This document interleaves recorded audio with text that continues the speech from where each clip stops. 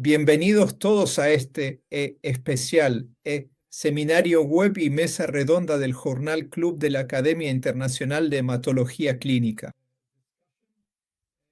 Son las 6 de la tarde en París, mediodía en Montreal y las 11 de la mañana en Houston.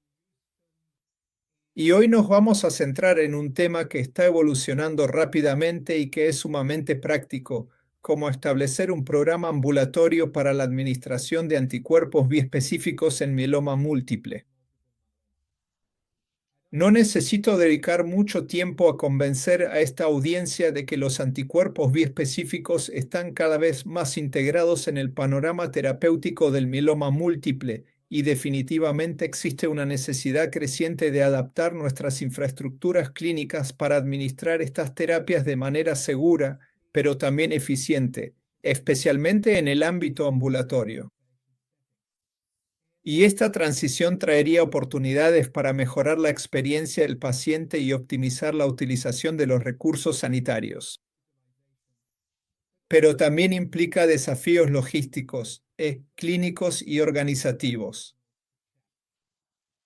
Por esta razón, tenemos muchísima suerte de poder contar hoy con la valiosa presencia de dos muy destacados y reconocidos expertos en el campo, la distinguida doctora Christine She del prestigioso MD Anderson Cancer Center en Houston, Texas, y el eminente doctor Jean-Sébastien Claveaux, proveniente de Canadá. Y de hecho, el Comité Científico de Dirección de la IACH, la iniciativa de este seminario web fue motivada precisamente por este artículo de revisión publicado en Kering Oncology, creo que a finales de abril, y el autor principal es, efectivamente, el Dr. Claveaux. Y aquí, en este artículo, los colegas canadienses de diferentes centros, y esto es realmente importante para tener una perspectiva global, describieron sus puntos de vista sobre la administración ambulatoria de células T biespecíficas. Y en el artículo, y esta va a ser mi única y exclusiva diapositiva, hay una figura muy buena, muy esquemática y detallada, sobre los diferentes y variados requisitos para la administración ambulatoria de activadores de células T o biespecíficos, lo cual es de suma importancia para la práctica clínica actual. Y esto tiene que ver con la organización y la legislación, dependiendo de tu entorno, los requisitos del paciente y del cuidador, los procedimientos operativos, los aspectos de enfermería y, por último, pero no menos importante, los aspectos educativos. Y abordar, por supuesto, todos estos desafíos en la administración requiere una planificación cuidadosa y una asignación adecuada de recursos para garantizar una entrega segura y eficiente de la terapia a todos los pacientes elegibles. Así que me detengo aquí y les doy una muy cálida bienvenida a todos ustedes. Gracias, Jean-Sébastien.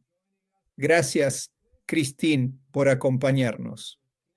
Sé que ambos están en medio de su consulta, así que vamos a intentar ser directos y al grano. Y creo que lo realmente interesante entre ustedes dos es que, Jean-Sébastien, tú ya has establecido un programa así, si no me equivoco. Y mientras tú, Christine, tienes el programa ambulatorio de células CAR-T en MD Anderson y ahora estás haciendo la transición al programa ambulatorio de CAR-T de bispecíficos. Así que sería muy interesante tener ambas perspectivas. Así que, Jean-Sébastien, por favor cuéntanos más sobre la historia, como sucedió en los diferentes centros canadienses. Bueno, muchas gracias, doctor Madi, por la invitación. Creo que el problema en Canadá es que no tenemos suficientes camas para admitir a todos los pacientes, especialmente para tratamientos selectivos. Y es un problema bastante serio con todos los nuevos tratamientos disponibles para mieloma, tanto con bispecíficos como con CAR-T. Tenemos escasez de enfermeras que se dediquen a esto. Tenemos algunas camas que están vacías y no podemos admitir a algunos pacientes para iniciar un tratamiento, para empezar con un bispecífico. Así que hace como 9 meses comenzamos a tratar a nuestros primeros pacientes con teclistamab para mieloma en clínicas ambulatorias. Entonces, lo que hicimos fue que, al principio, los pacientes eran vistos 3 veces por semana, los lunes, miércoles y viernes. En ese momento se le hacían análisis de sangre y después recibía su teclistamab y regresaba a su casa. También hacemos llamadas telefónicas y videollamadas con ellos para asegurarnos de que todo esté bien. Y que no ocurriera CRS, ni CANS, ni neurotoxicidad. Así que, con el primer paciente, éramos yo y una de nuestras enfermeras quienes llamábamos a los pacientes para ver si todo iba bien. Porque si no hacíamos eso, los pacientes tendrían que esperar cosas como un mes o incluso 2 meses antes de poder ser admitidos y comenzar con el bispecífico. Y esto es un verdadero problema con el mieloma porque sabemos que cuanto más esperamos, más alto será el pico M y la respuesta al bispecífico no siempre es perfecta y se vuelve más difícil. Y hemos tenido algunos pacientes que, solo por esperar a tener una cama, terminaron con insuficiencia renal. Algunos tenían lesiones óseas, así que nosotros, yo como médicos, no nos sentíamos cómodos esperando tener una cama. Así es como empezamos a hacer la dosis creciente en nuestras clínicas para pacientes ambulatorios. Excelente. Muchas gracias. Así que ahora mi pregunta para ti, Christine. Creo que ya escuchamos por qué esto era necesario y cómo es la situación en Houston, en el MD Anderson. ¿Por qué crees que es necesario establecer esto para pacientes ambulatorios? Y tal vez puedas compartir ya tu experiencia con la terapia CAR-T en pacientes ambulatorios, porque en realidad estamos hablando, al final del día, de la administración ambulatoria de terapias inmunológicas. Sí, claro. Gracias, doctor, profesor Moudi, por la invitación y por permitirme ser parte de esta discusión. Y, sin duda, este es un tema muy oportuno para la inmunoterapia en el manejo del mieloma múltiple. Y, creo que estoy de acuerdo con el doctor Cabo en que el uso de los recursos es muy importante. Tenemos recursos limitados para todos los pacientes y deberíamos planificar estratégicamente cómo utilizar nuestras camas de hospitalización y cómo podemos optimizar su uso. Por un lado, no comprometer los resultados de seguridad y, al mismo tiempo, aprovechar mejor los recursos. Así que creo que para mantener ese equilibrio, nuestro servicio de CAR-T ha estado funcionando de manera ambulatoria desde hace un tiempo y cada vez va más fluido, como en el entorno ambulatorio. Y siento que, al principio, los pacientes estaban asustados y se sentían más seguros en el hospital. Pero ahora sienten que sí, que esto es factible. Y a algunos de ellos realmente les gusta. Pueden quedarse en el hotel o en su casa y monitorear, o estar atentos a las señales de alerta para las que fueron educados, y luego comunicarse con la clínica de CAR-T, por ejemplo. Y van allí todos los días después de la infusión. Así que creo que, de manera muy similar para los biespecíficos, lo que tenemos que tener en cuenta es cómo seleccionar al paciente adecuado. No todos los pacientes son buenos candidatos para el tratamiento ambulatorio. Por ejemplo, revisamos si hay antecedentes de CRS y CANS, si han recibido alguna inmunoterapia en el pasado. Y la carga tumoral es importante. Si tienen, por ejemplo, un tiempo de duplicación muy rápido de los marcadores bioquímicos y también EMDS o leucemias de células plasmáticas, tal vez esos pacientes no sean los mejores candidatos para el tratamiento ambulatorio. Y algunas de las comorbilidades, eso es importante que lo sepamos. Pacientes en diálisis, insuficiencia cardíaca, fibrilación auricular y deterioro cognitivo. Esas son las cosas que debemos tener en cuenta para decidir si es un buen candidato o no para el tratamiento ambulatorio. Y también es igual de importante el estatus social y el apoyo de su familia. Porque requerimos que esos pacientes tengan alojamiento a, digamos, 1 hora del hospital y también apoyo de un familiar las 24 horas del día, los 7 días de la semana. Si esto no es factible, entonces probablemente no podríamos ofrecer el tratamiento ambulatorio de manera segura. Así que creo que, además de eso, es muy importante contar con una vía de escalamiento rápida y eficiente porque, si ocurre algo, tenemos que dar instrucciones al paciente sobre cómo pasar rápidamente de atención ambulatoria a hospitalización. Y, por supuesto, diferentes hospitales pueden tener infraestructuras distintas para manejar esa situación. He hablado con diferentes instituciones, con mis colegas de distintos hospitales. A veces tienen una unidad de cuidados intensivos intermedia, como una unidad de transición. A veces tienen algo así como un área entre la sala de emergencias y la hospitalización. Y algunas personas simplemente envían al paciente a la sala de emergencias. En algunos hospitales, hacen la admisión directa al hospital. Así que existen diferentes infraestructuras, diferentes configuraciones para cumplir con este criterio de una vía de escalamiento rápido, de modo que nuestros pacientes puedan ser atendidos en cuanto surja esa necesidad. Maravilloso. Muchas gracias por compartir tu propia experiencia. Entonces, Jean Sebastián, déjame hacerte una pregunta práctica porque tú lo estás haciendo. ¿Cuál es tu procedimiento estándar cuando se trata de los criterios de elegibilidad? Christine mencionó la evaluación psicológica y social, pero también el papel de los cuidadores y quizás cualquier desafío geográfico. Entonces, ¿cuáles son tus criterios exactos cuando decides que un paciente debe recibir bispecíficos de manera ambulatoria? Lo primero que miramos es el cuidador. Eso es. Y a veces ese es el mayor problema, porque los pacientes necesitan quedarse con alguien, con un familiar, al menos durante unos 7 a 10 días, solo para que los estén monitoreando. El paciente necesita tomarse los signos vitales, hay que hacer el puntaje ocular.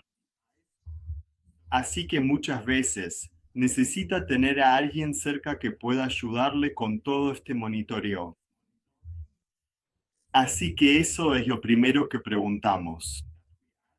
Eso es lo más importante, porque si algo no va bien en casa, deben poder regresar al hospital y necesitamos que haya alguien con ellos.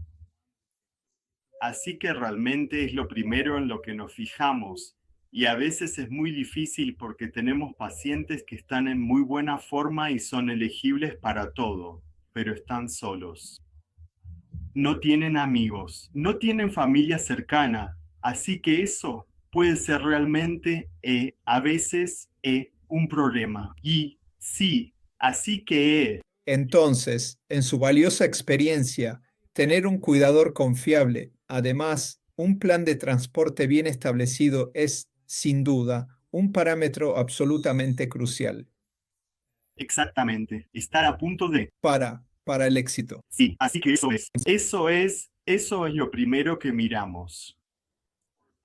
Para los bispecíficos, en contraste con CAR-T, nosotros aceptamos que incluso si los pacientes están progresando muy rápidamente, e incluso si tienen enfermedad mieloide en las extremidades o incluso leucemia de células plasmáticas, tratamos a algunos pacientes con todas estas enfermedades de alto riesgo. O sea que eres más flexible con la carga tumoral que con las células CAR-T. Sí, exactamente, porque la incidencia de CRS es mucho más baja y pasa lo mismo con la neurotoxicidad y somos muy proactivos. Por ejemplo, si el paciente tiene 38 de fiebre en casa, ya le estamos pidiendo que tome dexametasona. Así que somos muy proactivos en este sentido para manejar cualquier cosa que pueda ocurrir durante la dosis escalonada. Y creo que, por supuesto, todos estaríamos de acuerdo en esto porque los 4 anticuerpos bispecíficos que ya están aprobados por diferentes autoridades regulatorias en todo el mundo, es decir, los anti-BCMA teclistamab, erlenatamab y livoseltamab, pero también el anti-GPRC5D, es decir, talquetamab, han demostrado tener una incidencia relativamente alta de CRS, pero esto es principalmente de grado 1 y 2 y casi inexistente o muy, muy rara.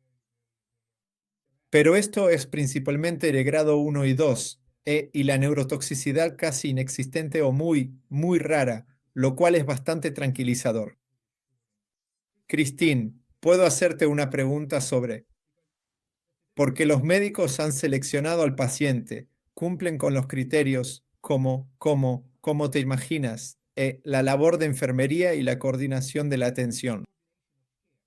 Porque no se trata solo de los médicos, sino que necesitamos, ya sabes, a todos los demás profesionales de la salud, las enfermeras, pero también al farmacéutico para la entrega del medicamento y cómo se maneja esto en tu entorno.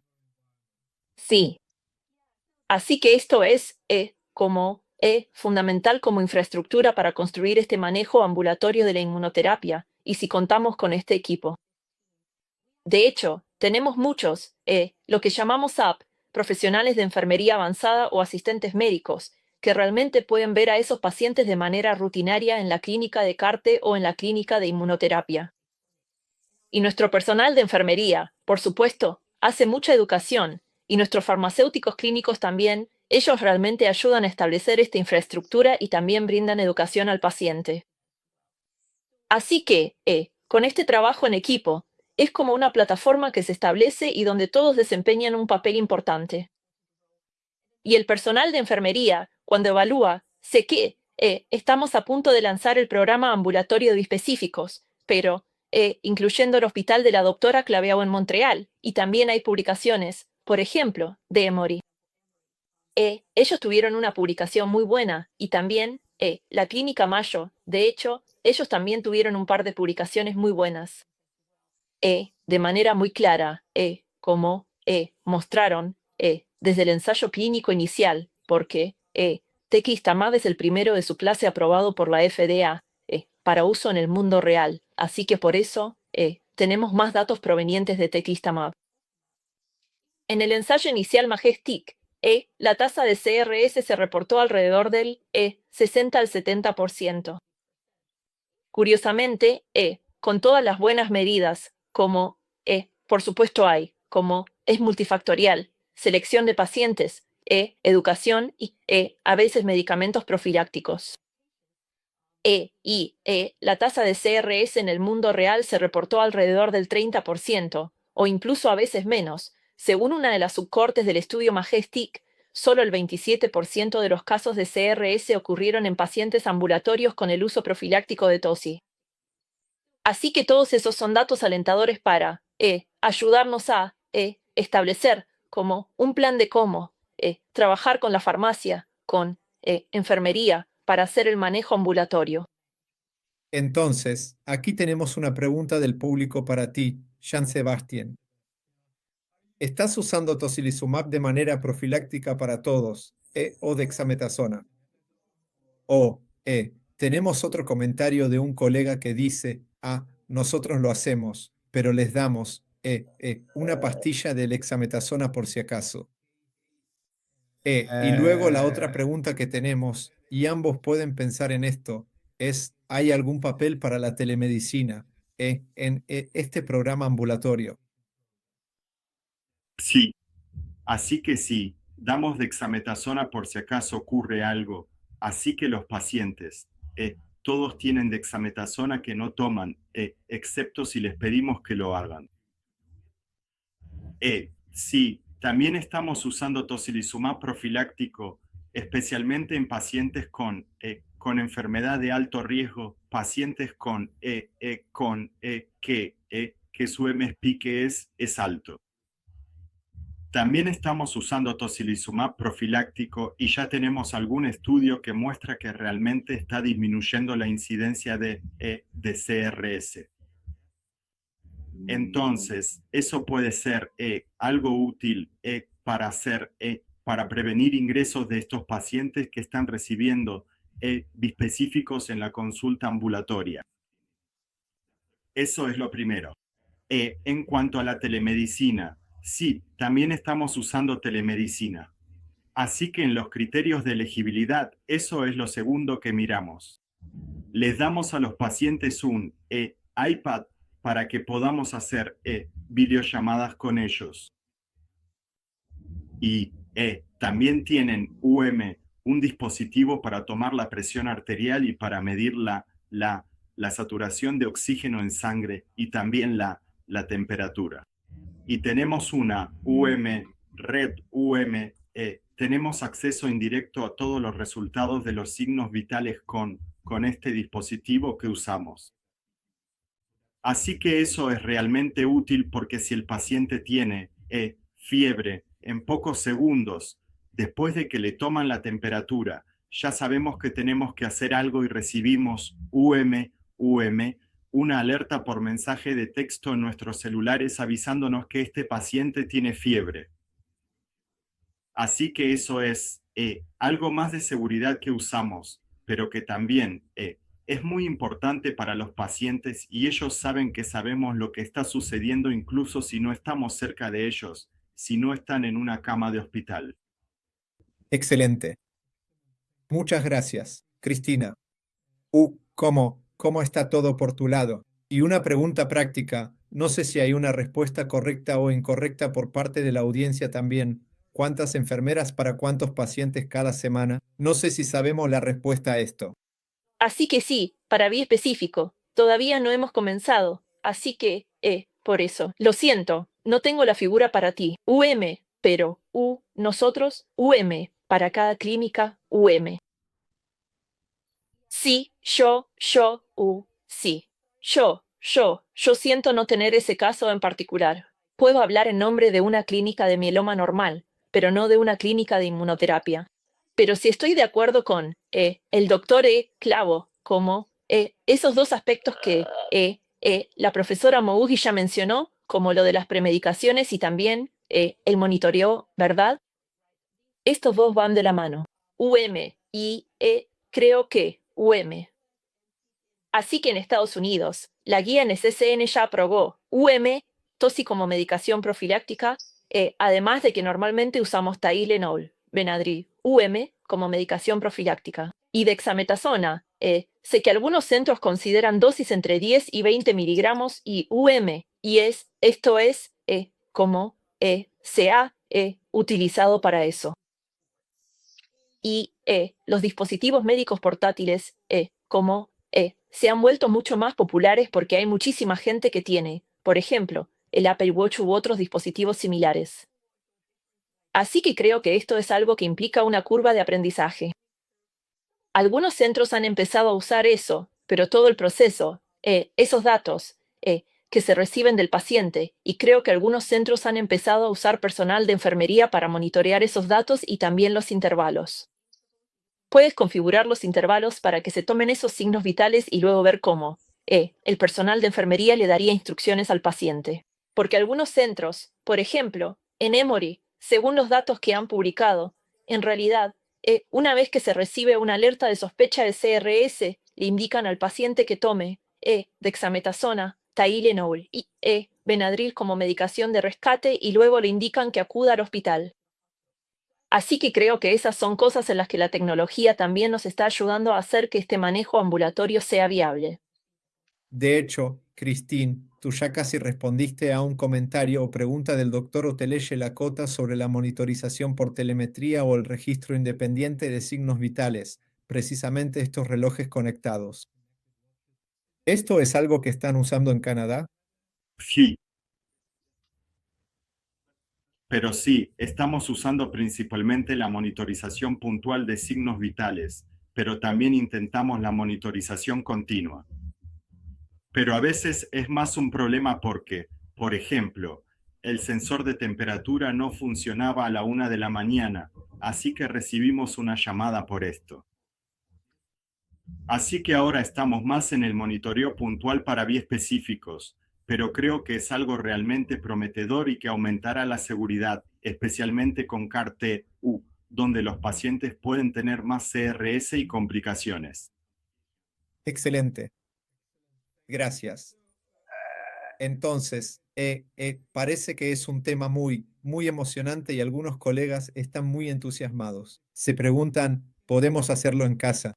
¿Hay alguna experiencia con biespecíficos en casa, Christine? Bueno, todavía no hemos empezado, pero sé que diferentes centros. Ahora mismo, esta es la primera ola, ¿verdad? Los primeros datos del mundo real como pacientes ambulatorios.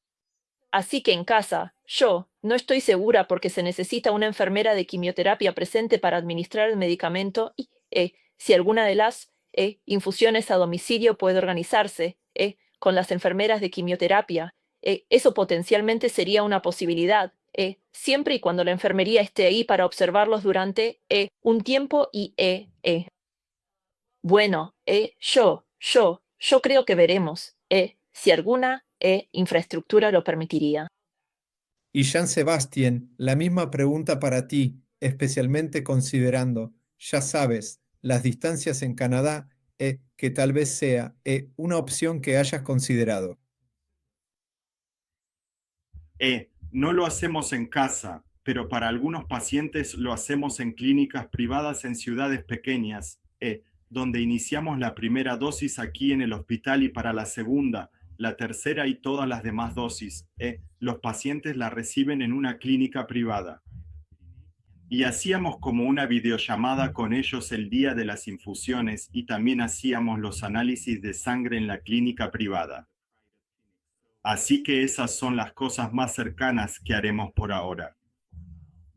Pero sí, creo que sería increíble si pudiéramos, si los pacientes pudieran recibirlo en casa y no tuvieran que venir al hospital.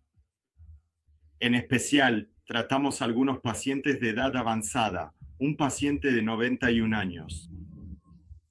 Entonces, si no necesitas venir 3 veces en una semana al hospital, puede ser mucho más fácil para ellos. Excelente.